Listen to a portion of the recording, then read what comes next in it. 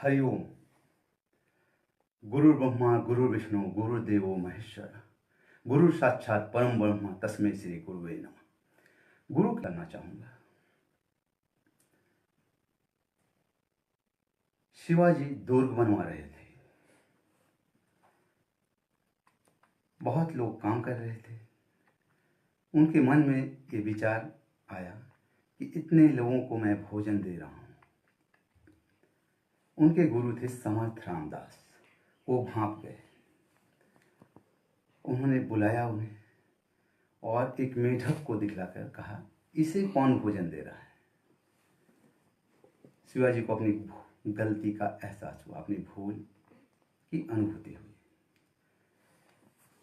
अर्थात धन, बल, सौंदर्य, सत्ता, शक्ति, ये जब आते हैं ना तो साथ में अहंकार भी आ जाता है, और अहंकार से गुरु आपको बचाता है, अन्यथा अहंकार से पतन की शुरुआत हो जाती है। एक दूसरी घटना, शिवानंद महाराज के ऋषिकेश आश्रम में एक व्यक्ति निराश होकर पहुंचा। जब व्यक्ति नैराश्य में डूबता है तब भी गुरु की आवश्यकता होती है। वो व्यक्ति भारतीय एयरफोर्स की परीक्षा में असफल होकर वहां पहुंचा था। शिवानंद महाराज ने ध्यान लगाया।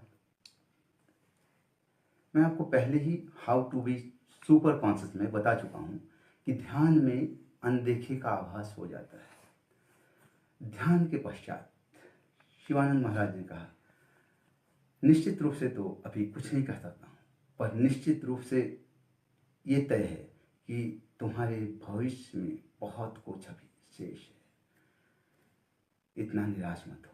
और ये एक वाक्य उस व्यक्ति के जीवन में उस इतना आत्मविश्वास ला दिया इस वाक्य ने कि बाद में वो व्यक्ति एयरफोर्स के फाइटर प्लेन का पायलट बनने के बजाय एक प्लेन की डिजाइन में, मिसाइल के निर्माण में अपनी अहम भूमिका उन्होंने निभाई। वो शख्स थे डॉक्टर APJ अब्दुल कलाम। पोखरण विस्फोट के चंद रोज पूर्व वो रांची आए थे। सौभाग्य से दोपहर का भोजन उनके साथ मैंने किया था। इस घटना का उल्लेख मैं उस दिन नहीं किया उनसे, ये सच है नहीं, पर यह सत्य है, बहुत चर्चित है ये, इसलिए इसमें कोई संदेह की आवश्यकता ही नहीं है। तो ऐसा परिवर्तन डॉक्टर APJ अब्दुल कलाम के जीवन में आया, एक गुरु के एक वाक्य से। परंतु किसी बड़े संकल्प की पूर्ति के लिए भी गुरु कृपा की आवश्यकता होती है। ऐसे अध्यात्म कहता है, जब दोनों नाक से श्वास का आना जाना हो, सुषुम्ना का बोध हो, उस समय लिया गया संकल्प सफल होता है, पर यह पर्याप्त नहीं है।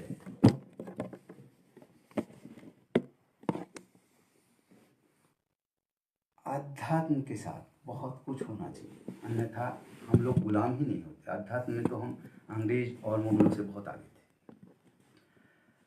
वास्तव में संकल्प की पूर्ति के लिए आपके इरादे बहुत मजबूत होने चाहिए, आपका समर्पण पक्का होना चाहिए।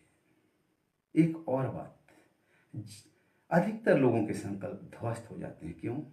जिस दिन मनुष्य संकल्प लेता है उसी क्षण नकारात्मक शक्तियां हावी होती है, प्रलोभन सामने आ जाता है। एक और घटना का उल्लेख कर दूं। दिल्ली के एक रेस्ट हाउस में मैं ठहरा हुआ था। उस समय मैं पत्रकार के रूप में कार्य करता था।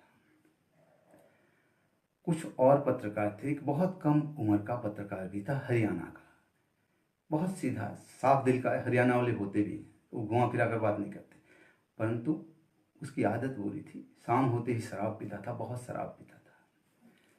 मुझसे एक दिन रहा नहीं गया। मैंने उससे कहा कि क्यों पीते हो इतनी शराब? उसने कहा, क्या करूं, मैं चाहता हूं छोड़ना पर छोड़ नहीं पाता, लत लग जाती है तो छूटती नहीं। मैंने कहा तुम सचमुच छोड़ना चाहते हो तो मैं छुड़वा दूंगा। उन्होंने कहा हाँ। मैंने योग ध्यान के रास्ते बताए, बड़ा कठिन था, ये उससे संभव नहीं होता। तब दूसरा रास्ता मैंने कहा कि आप ऐसा करें, एक अच्छे होम्योपैथिक डॉक्टर के पास चलिए, पता नहीं दिल्ली में तलाश कर लेंगे हम लोग कहाँ हैं, और उनसे एंटीटॉक्सिन सिरप ले लीजिए।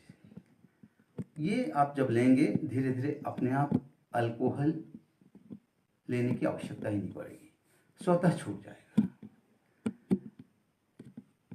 ये तय हुआ। संयोग से उस दिन शाम को एक पार्टी थी दिल्ली के अशोका होटल में, और उसमें मैं भी गया, वो लड़का भी गया, और जितने पत्रकार थे सभी गए। और उस पार्टी में बहुत महंगी शराब उपलब्ध थी। मैंने उससे कहा कि ये शराब मत लो आज, जब तुमने संकल्प किया है कि तुम शराब छोड़ दोगे तो आज से ही बंद कर दो। उसने क्या कहा कि बस आज ले लेता हूँ, जैसे ही होम्योपैथी की दवाई शुरू करूँगा फिर छोड़ दूंगा। तब लो, लेकिन तुम छोड़ नहीं पाओगे। वास्तव में यही होता है, जिस दिन आप चाहेंगे कि मैं ये काम करूँगा, उस दिन नकारात्मक शक्ति बहुत बहुत शक्तिशाली हो जाएगी आपको अपने संकल्प से जिगाने के लिए। और उस दिन अगर आप ओवरकम कर पाएंगे तभी संकल्प की पूर्ति होगी।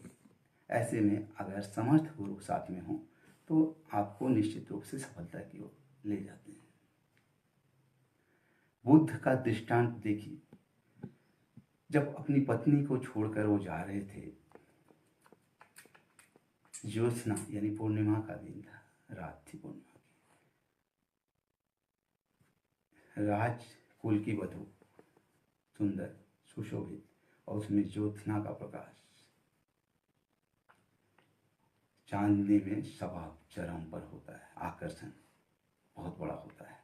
और उस दिन उन्होंने आकर्षण से अपने को अलग किया लक्ष्य के प्रति, और इसीलिए बुद्ध हो पाए। यानी आपको नकारात्मक शक्तियों से, इन शक्तियों पर विजय प्राप्त करनी होगी, तभी संकल्प सिद्धि होगी। और ये गुरु का काम होता है। वो कैसे करता है? वो समर्थ होना चाहिए, ज्ञानी होना चाहिए, समर्पित होना चाहिए, तभी सब कोई, हर किसी को गुरु भी बनाना भी नहीं।